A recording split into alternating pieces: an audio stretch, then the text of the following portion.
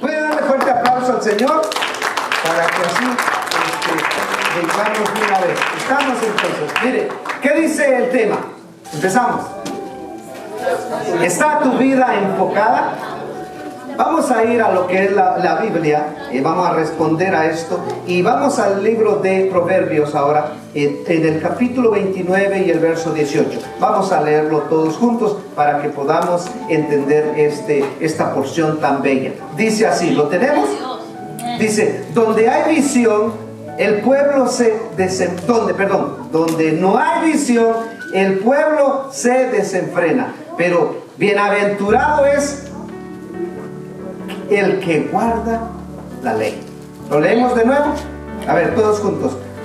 Donde no hay visión, el pueblo se desenfrena, pero bienaventurado es el que guarda la ley. Bendita la palabra de Dios. ¿Sabe que yo me gusta buscarlo en varias versiones? Y lo encontré en esta versión. En esta versión que dice así, escuche bien. Where there is ignorance of God, crime runs wild. But what a wonderful thing it is for a nation to know and keep His law. Me quedé. ¿Qué dice esto? Como que en otro idioma me dio un mejor concepto.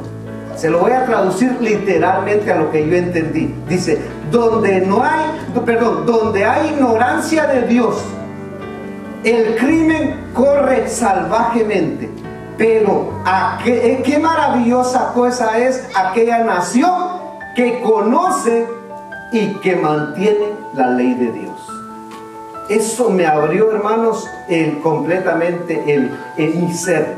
Pero bueno, le quiero comentar algo. Durante mi sexto año de preparatoria, mis padres descubrieron que yo tenía un problema. El problema, ¿sabe cuál era? Era de la vista. Lamentablemente, mire, iba perdiendo la capacidad de ver las cosas de lejos, aunque veía perfectamente de cerca. Y lentamente iba perdiendo la capacidad de ver las cosas que estaban muy lejos. Y sin duda alguna, mis padres descubrieron cuando empecé a tener esto. ¿Cómo? A través de que empecé a tener dolores de cabeza. Y también cuando yo iba a la escuela, cuando el maestro o mis maestros escribían, no podía coordinar las letras. Entonces este problema, ¿sabe cómo se llama? Se llama miopía. ¿Y sabe qué es? Esto representa lo que es el defecto de la estructura del ojo. Ahora, el resultado es que las imágenes de objetos lejanos viene sucediendo de que, vea, no lo enfoca bien la retina. Qué importante, ¿verdad? Y es bueno tener enfoque. Ahora, sin poder enfocarme a las letras cuando iba a la escuela, sin duda alguna, pues empezaba entonces a no entender completamente los conceptos que me estaban enseñando. Pero felizmente, ¿sabe qué? Unos maravillosos, usted le puede decir lentes, ¿cómo es? Espejuelos, aros, como usted quiera, mire, fueron los que resolvieron el problema.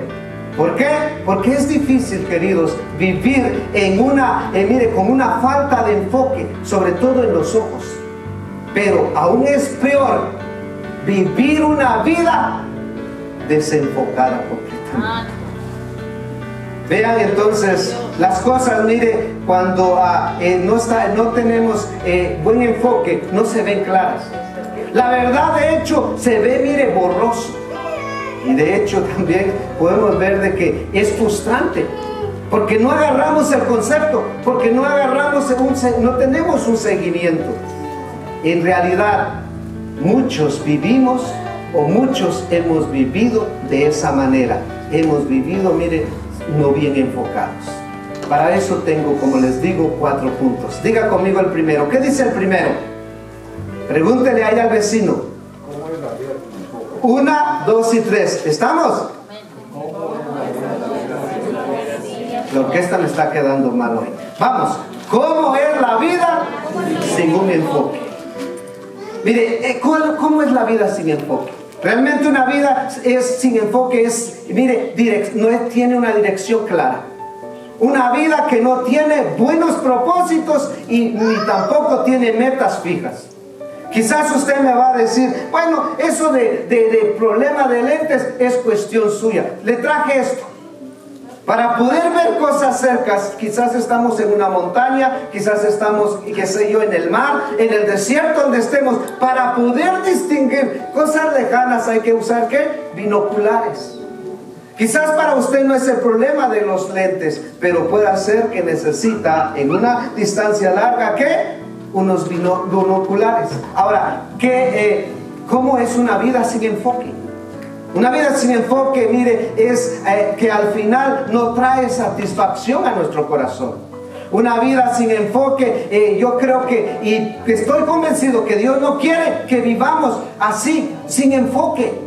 De hecho, mire, Él nos invita, mismo Dios nos invita a que tengamos una vida, pero una vida en enfoque y una vida, mire, clara, una vida también en concentración. Por eso les traigo esto, enfócate, mira, pon atención a eso.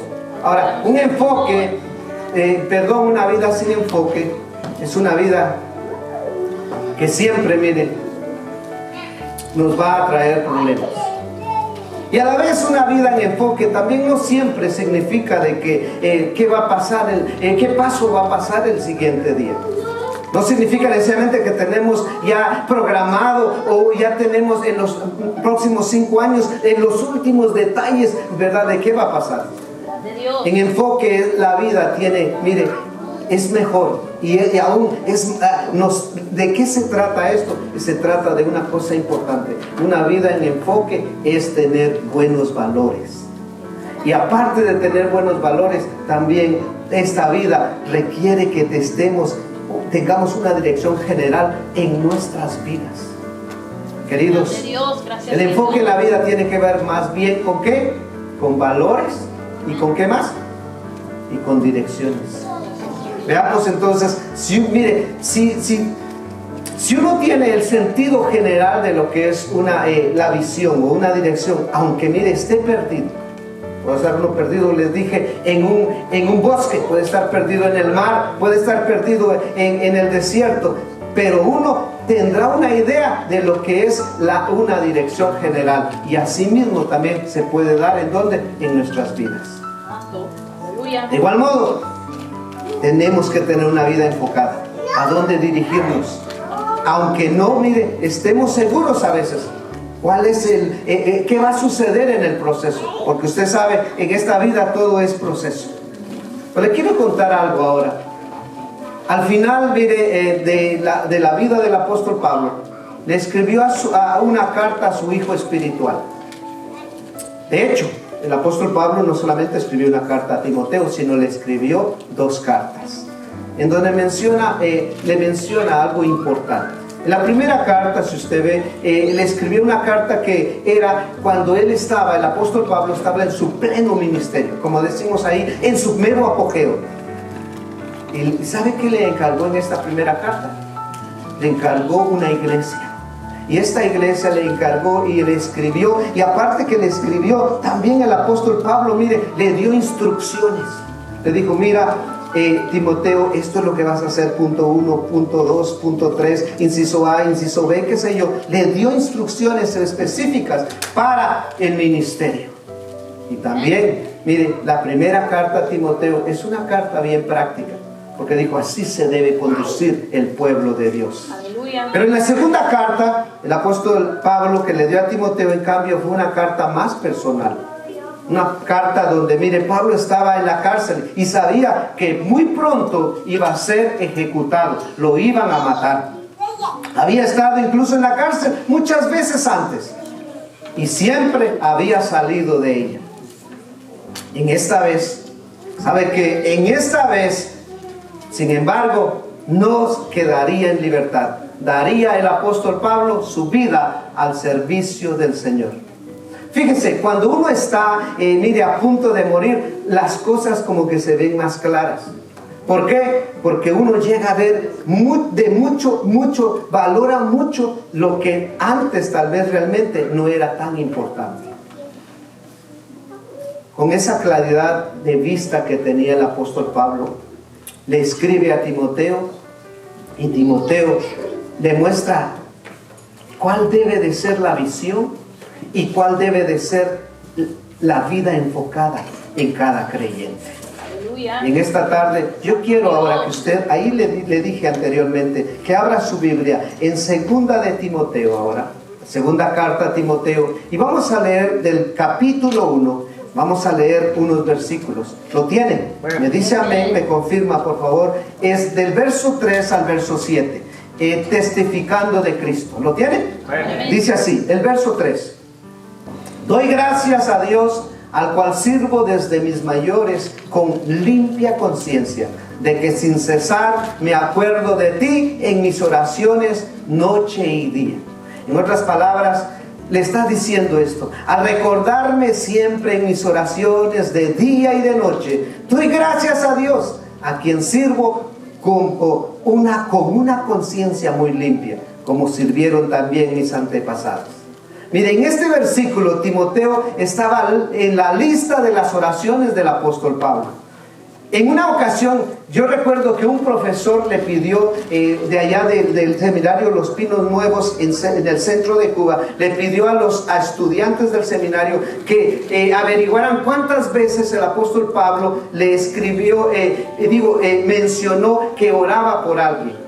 Y yo recuerdo que en esa ocasión estábamos de visitas de aquí de nuestra iglesia allá a aquel seminario, y los muchachos dicen: venga hermano, quiero preguntarle. ¿Y sabe qué fue mi respuesta? Le digo: hermanos, la verdad no soy una enciclopedia andando, pero les sugiero que lean las cartas del apóstol, y ahí dice a quiénes. Pero una de ellas es lo que dice el verso 4. Veamos ahora aquí el verso 4. Ahí vamos, segunda de Timoteo capítulo 1 y ahora el verso 4. ¿Qué dice?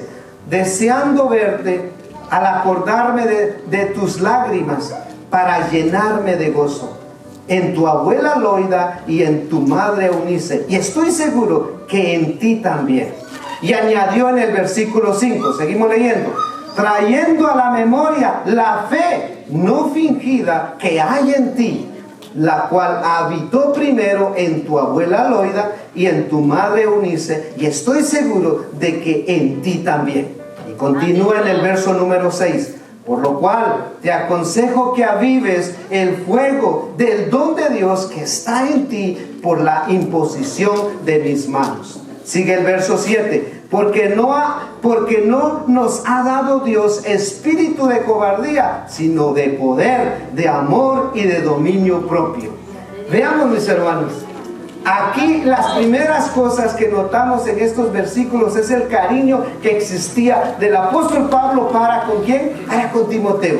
El apóstol se acuerda, mire, de su hijo espiritual constantemente, y no solamente se acuerda, no solamente suspira, sino que vemos que él ora por él. Por su parte, mire, Timoteo había llorado incluso cuando se despidió del apóstol Pablo, y Pablo recuerda sus lágrimas. Si vemos aquí en el verso 4, veámoslo, mire que dice: me acuerdo siempre de tus lágrimas y quisiera verte para llenarme de alegría. Fue evidente el gran cariño de Pablo tenía para Timoteo. Y este versículo, vea, también nos muestra el cariño que Timoteo tenía para con el apóstol Pablo. Santo Dios. Gracias, mi hermano. Vea, tenía para el apóstol Pablo. El hecho es de que Pablo hubiera sido detenido y que se encontraba nuevamente en la cárcel, usted sabe, mire, e incluso estaba para enfrentar la muerte en ese entonces. Mire, verdaderamente le afectó también a Timoteo. Por ello Pablo recordó las lágrimas. ¿Y sabe qué? No solamente recordó, sino deseó el consuelo de su compañero en aquellos momentos de soledad. En el capítulo 2, que no lo vamos a leer hoy, pero Pablo llama a Timoteo su hijo. ¿Cómo le llamó? Su hijo. Su hijo. Realmente no era su hijo físico, porque mire, sino que era un hijo espiritual. De hecho, no sabemos si Pablo estaba casado. Mire, la Biblia nunca menciona que haya tenido hijos, pero hay algunos que siempre quieren comentar, y algunos piensan que Pablo fue viudo. Otros dicen que su esposa lo abandonó cuando se convirtió a Jesucristo. Sí, pero mire, seguro es que Pablo discipuló a Timoteo. y lo había adoptado como su hijo. ¿En qué? Su hijo en la fe. Ahora mire que llega en el final de la vida del apóstol Pablo, se ve cuánto atesora esa relación. No solo fue con Timoteo, sino que encontramos también en la Biblia que el apóstol Pablo apreciaba a muchos, que incluso cuando escribía sus cartas les decía, salúdenme a Teófilo. Quizás ahí decía, salúdenme si usted se llama Saturnino, a Saturnino también. Salúdenme a todos los de iglesias de Dios en Vancouver. Vea, el apóstol, mire, siempre amaba a muchas personas. Estos dos versos nos pinta, mire, el cuadro del aprecio espiritual que tenía el apóstol a su hijo. Y sabe que esto es algo que solamente es dado del amor de nuestro Dios. Ahora con esto vamos al segundo punto. Diga conmigo, ¿cuál es el segundo punto? A ver, dígamelo. Gracias por acompañarme. No estamos bien atentos, ¿verdad? Eso me gustó. Todo esto es intencional, para ver si usted viene a poner atención o no. A ver, ¿qué dice el segundo punto?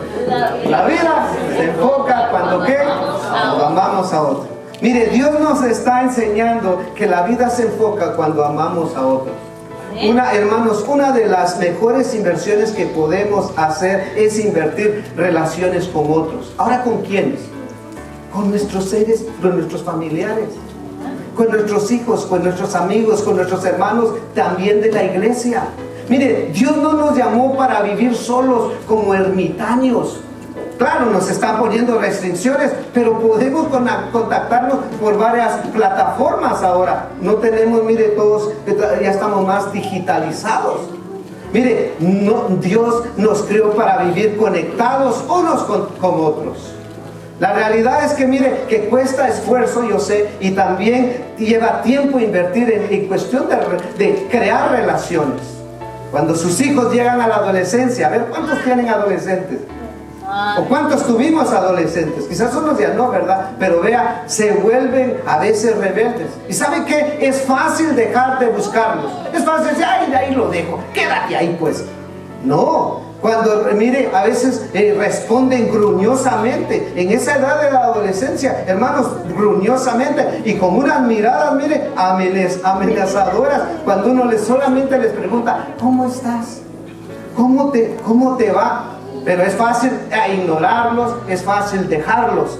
¡Ay, que se contente!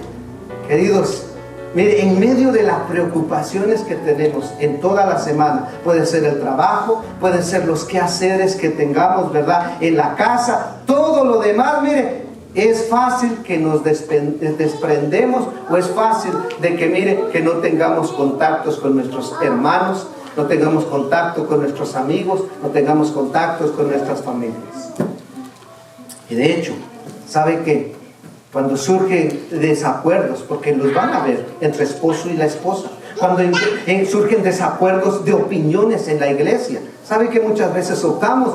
Mire, decimos, no, ya me retiro, no, ahí dejo eso, en vez de invertir, ¿para qué? Para resolver la situación, para resolver el problema, para poder tener esa armonía. Mire, sin embargo, aún necesitamos muchas veces que volver a conocer esto, que vale la pena tener buenas relaciones. Amén. Queridos, pero si escogemos este camino, ¿de qué? No, mire, yo me aíslo. Yo no quiero ser problema para nadie, ni tener problemas con nadie. ¿Sabe qué significa eso? Que usted se está perdiendo lo que el Señor nos enseña en su palabra. Veamos, pero si escogemos este camino, nos vamos aislando. Poco a poco, mire, nos vamos enfocando solo en nuestros sentimientos. Solo nos vamos enfocando en qué, también en nuestros deseos. Y empieza a fluir, empieza a crecer lo que es el egoísmo. Porque no quiero compartir con mi hermano, no quiero compartir con mi hermana, no quiero compartir con los hijos del Señor. Y entonces, ¿qué viene sucediendo? Es de que nos desenfocamos de la verdadera realidad. Porque huir es fácil, ¿verdad? Darse la vuelta es fácil. Pero encarar, enfocarse y resolver el asunto a veces nos es difícil.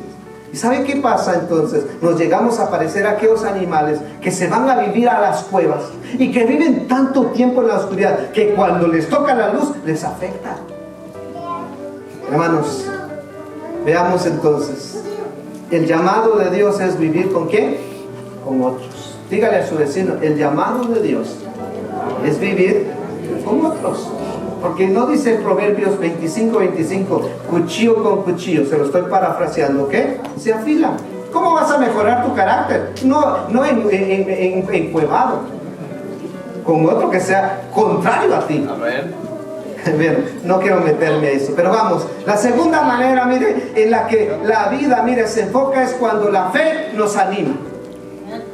En el verso número 5, ahora, segunda de Timoteo, capítulo 1 y verso 5, mire, el apóstol Pablo habla de la fe que Timoteo había recibido desde ¿qué? De su abuela Loida y de su madre Eunice. ¿Qué dice ahí? Mire, leámoslo. Porque me acuerdo de la fe sincera que tienes.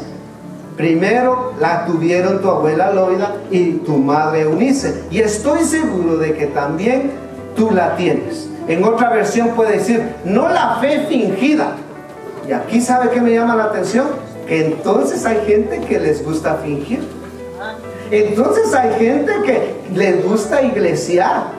Entonces hay gente que le gusta dominguear. Perdón que uso esos términos, pero entonces eso es lo que me está diciendo la Biblia. Que hay gente en el reino del Señor, en el pueblo del Señor, en el remanente del Señor, que es fingidora, que no es sincera, que no es auténtica. Eso es lo que puedo yo aludir a eso. Pero aquí mire, Pablo vino del judaísmo. Usted sabe, Pablo era judaizante. Pero este joven Timoteo aparentemente fue criado ¿por quién? Por su abuela. ¿Y por quién? Y por su madre. Y ellas, dice en el hogar, y ellas eran, sin duda alguna, eran cristianos. ¿Puede ver usted? Por lo tanto, mire, seguramente tuvieron mucho que ver en la conversión de Timoteo. ¿Para qué? Hacia Cristo. El padre de Timoteo era griego y no se sabía si era cristiano o no, pero eso no es el asunto. Ahora, cuando, mire, vivimos con otros, tenemos la oportunidad de ¿qué? De compartir y compartir con ellos nuestra fe. Eso es lo maravilloso. En el idioma original, fe, ¿sabe qué quiere decir? Es que, mire, el apóstol Pablo le está diciendo como que si viviera en Timoteo. Eso es lo que le está diciendo. Es como que si alguien vive en una casa, no de que llega de visita, ¿verdad? Sino que la casa es su morada, la casa es donde ahí duerme, donde come, donde ríe, donde llora, donde, como hemos dicho en el inicio, donde ora también, ayuna y todo eso.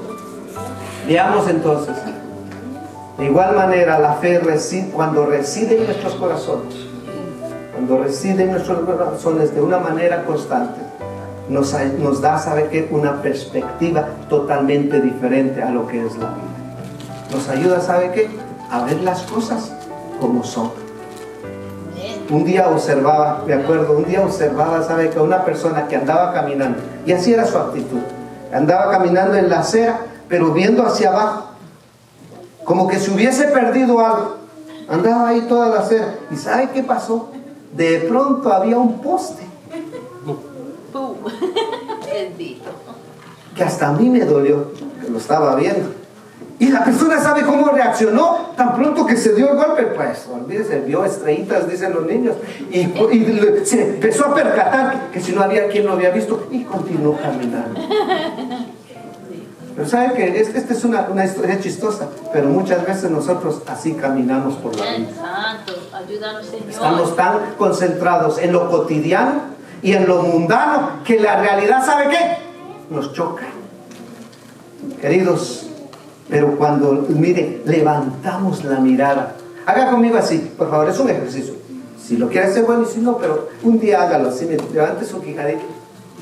Hay que ver a Dios.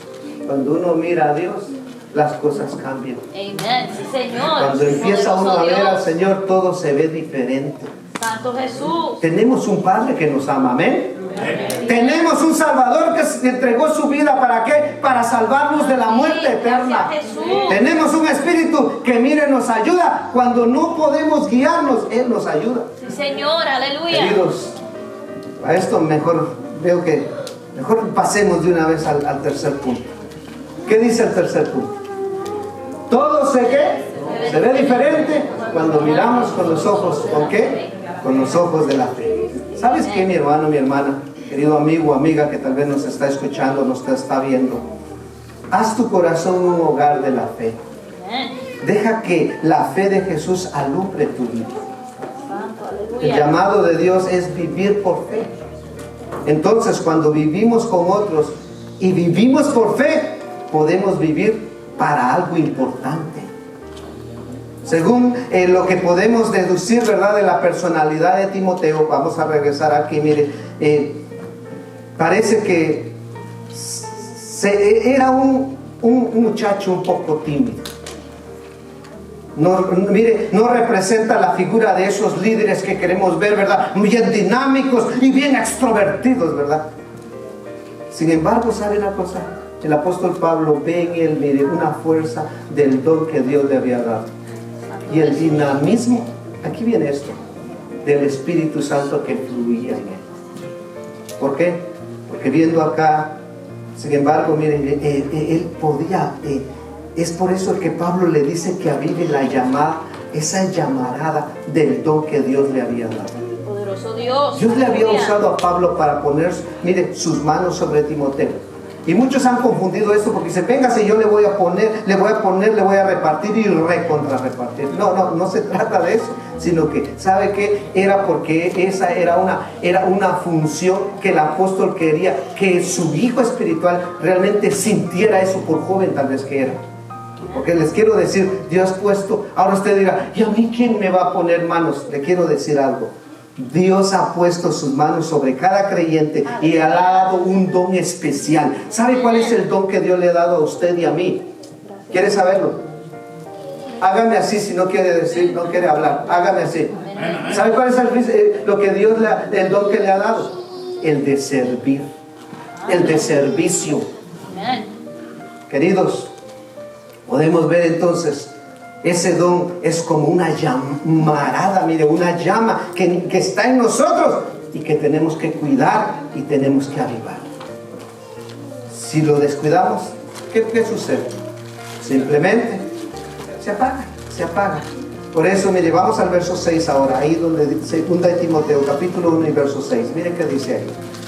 Por eso te recomiendo que avives el fuego, el don que Dios te dio cuando te impuse las manos. Cuando el apóstol Pablo, mire, puso sus manos sobre Timoteo, este acto significó que Timoteo era un compañero de Pablo. Eso es lo que significa. Vea, que estaba asociado con Pablo en su ministerio. Él compartió el don de la enseñanza, ¿de qué? De la palabra de Dios. Queridos, creo que Pablo, mire, tenía intención de transferir todo lo que él era a su hijo espiritual Timoteo, empezando de su testimonio, de su ministerio a todas las funciones que él podía tener. Este joven siempre había estado, mire, cerca de Pablo. Lo encontramos, este joven siempre, mire, cuando se encontraba en la cárcel de Roma, el apóstol Pablo incluso lo dijo a aquellos que les gusta anotar en el libro de Filipenses capítulo 2 y verso 20, donde le dice esto: porque no tengo a ningún otro que comparta los sentimientos y que también tenga sinceramente tanto interés por ustedes. Queridos, este era un hombre que, mire, que podía llevar a cabo las enseñanzas de Dios. Las enseñanzas y la predicación que el apóstol Pablo le estaba pidiendo. Entonces, ¿qué lo llamó? Lo llamó a ser un compañero. Y no solamente a compañero, sino lo llamó a ser, ¿qué? Un asociado de él. Hoy en día todos queremos ver siempre ser el tata o el papá y todos nuestros hijitos, no. El apóstol Pablo, a pesar de que él le dice en la segunda carta, mi hijo espiritual, pero a la misma vez lo acogió, a la misma vez lo trajo a que fuesen asociados iguales. ¿En qué? En el reino del Señor. Amén. Gracias a Dios. ¿Qué le indica Aleluya. esto a usted entonces?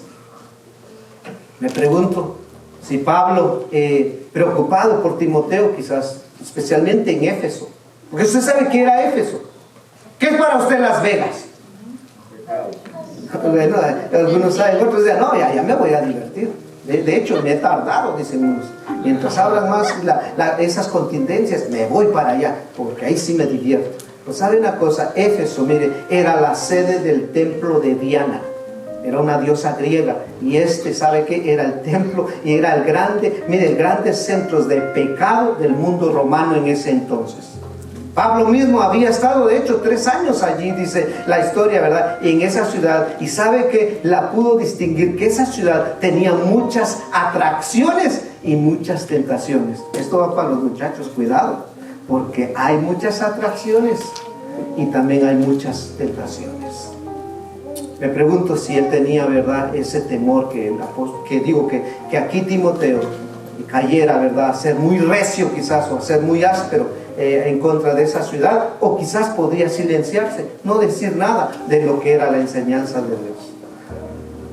Si usted conoce a Jesucristo, su espíritu mora en usted. Esto significa que si ha recibido esa capacidad sobrenatural, entonces, mire, por medio del Espíritu Santo, usted puede servirle de una manera especial a Dios. ¿Me escuchó? De una manera especial a Dios. Amén, Santo Dios. Ahora, gracias Jesús. Por general, el Espíritu Santo, mire, no nos llena de valor antes de hacer lo que nosotros tenemos que hacer. No sé si muchos se han acostumbrado o han dicho esto: voy a ir a tal lugar y voy a pedir que me unjan, que me paseen un aceite y no sé qué, y que me toque tal persona. ¿Sabe qué? El Señor ya hizo la obra. Amén. El Señor lo que quiere es primero que nosotros pongamos el primer paso de fe. Gracias El Espíritu Dios. Santo no va a actuar con nosotros si nosotros, mire, si usted está con ese pensamiento, esa idea, bueno, voy a ver si hasta que el Señor me hable. ¿Sabe que el Espíritu Santo obra cuando nosotros ponemos el primer paso de fe? El Espíritu Santo no va a promover, me disculpe con este lenguaje que usa, no va a promover holgazanes. El Espíritu Santo quiere que nosotros pongamos de nuestra parte, porque es la combinación de la disposición del hombre y también del Espíritu Santo a través de la fe. Help us, Jesus. Amén. Por medio, entonces, mire, por general el Espíritu Santo no nos llena de valor antes de hacer lo que nos está llamando a hacer. Y esto me lleva al versículo número 7. Mire, ¿qué dice el verso 7 entonces? Pues Dios no nos ha dado un espíritu de temor, sino un espíritu de ¿qué? Diga conmigo fuerte: poder, amor y buen juicio. Ahora mire, aquí se menciona esta palabra, cobardía. Algunos, mire, algunas personas que le tienen temor viajar por avión. ¿Cuántos de ustedes saben eso? Ahora, hay algunos que tienen, mire, que viajar en avión por obligación, porque su trabajo así lo requiere, ¿verdad? Y en realidad, ¿sabe qué? Esas personas no disfrutan su viaje, sobre todo en avión. Ahora, el temor es algo natural y bueno. Diga conmigo, es algo bueno y natural. Uno puede tenerle miedo, mire, a un león. Uno le puede tener miedo quizás a las alturas, ¿verdad? Uno le puede tener miedo de nuevo a viajar en avión, a viajar en tren o qué sé yo, ¿verdad? Algo le puede tener miedo a eso, por ejemplo, ¿verdad? Así que es normal y mire, y es bueno tener un sentido de temor. Sin embargo, lo que dice aquí el versículo, Pablo no está hablando de una buena clase de temor, sino que está hablando ¿de qué? De cobardía. Por eso dijo, repitamos esto, mire, pues Dios no nos ha dado un espíritu de temor, sino un espíritu de poder, de amor y de buen juicio. Este dominio propio significa, ¿sabe qué significa? Disciplina. No estoy hablando de disciplina que muchos empleamos para castigar a los niños, no. Disciplina, mire, es decir, que Dios no quiere que la derrota sea parte normal de la vida del creyente. Aleluya, amén. Santo. En realidad, queridos, mire, tenemos que ser creyentes bien disciplinados. Antes que esclavos de nuestras propias emociones. Por eso nos hemos enfocado en temas del alma, porque el alma es el problema dentro de este cuerpo, y del espíritu está en medio del alma. Y depende de dónde el alma cuál es su tendencia, hacia la derecha o la izquierda, podríamos decir, es los frutos que damos. Ahora, veamos aquí entonces. Todos, mire, estamos impulsados a nuestras emociones. Si nos ponen, ahí estábamos aprendiendo con el entrenamiento de voces y de música, que si nos ponen una musiquita ahí media movidita, mire, aunque no sepamos bailar, pero ya estamos taconeando. Si nos ponen una musiquita ahí media melodiosa para dormir, como algunos que veo, aunque no los veo que están durmiendo físicamente, pero espiritualmente. Ay, Padre, ayúdanos. La música tiene poder, decíamos. Bueno, nos decía el maestro, mejor dicho. Pero vea una de las cosas. Entonces, ahora, mire, muchas veces somos motivados, pero los cristianos no somos impulsados por nuestras emociones. Nuestras emociones deben de ser dominadas por dominio propio. Ahora, ¿cómo se aplica esto en cuestión al temor? Porque el apóstol Pablo dice, no nos ha dado temor. ¿Está mal tener miedo a ciertas experiencias que hemos experimentado o a otras cosas similares? Vean, no, definitivamente no. Lo que está mal sería que si tú te quedas en tu casa. Cuando digo esto, lo que tiene que hacer una persona es, cuando experimenta esos deseos o esos miedos, es pedir la ayuda ¿a quién? Al Espíritu Santo. ¿Para qué? Para vencerlos. ¿Cómo? Disciplinando. Primero, ¿sabe qué? La mente. Por eso el Señor nos dice en Romanos 12:2 que nos renueve ¿qué? Pensamientos. La mente, ahí van los pensamientos y decisiones. Ahora, lo que tiene una persona que hacer es ¿qué? Acudir al Espíritu Santo. Vencer esas emociones, ¿sabe qué? Significa no permitir que ellas nos paralicen, nos impiden hacer lo que deberíamos de estar haciendo. Esto implica, ¿sabe qué? Lo que es una derrota. Y mi mente no debe de aceptar en ningún momento, al ser cristiano, la derrota de esas reacciones emotivas que surgen a veces. Hermanos, por ello el consejo de Pablo a Timoteo es de mucha ayuda, no solamente a él, sino también para nosotros. Mire, Dios nos está diciendo que no tenemos que ser cristianos derrotados. Nosotros no debemos permitir que nuestras emociones controlen nuestra vida. Si te da miedo hacer lo que te está llamando el Señor a hacer, a través de tomar, tenemos que tomar el primer paso. ¿Cuál sería? Descubrir que el Espíritu Santo nos capacita. El Espíritu Santo no solamente eso, nos sostiene. Y el Espíritu Santo no solamente eso, sino que nos ayuda, y nos dirige en los momentos más difíciles. Pero si esperas hasta que te llene, quizás nunca va a suceder.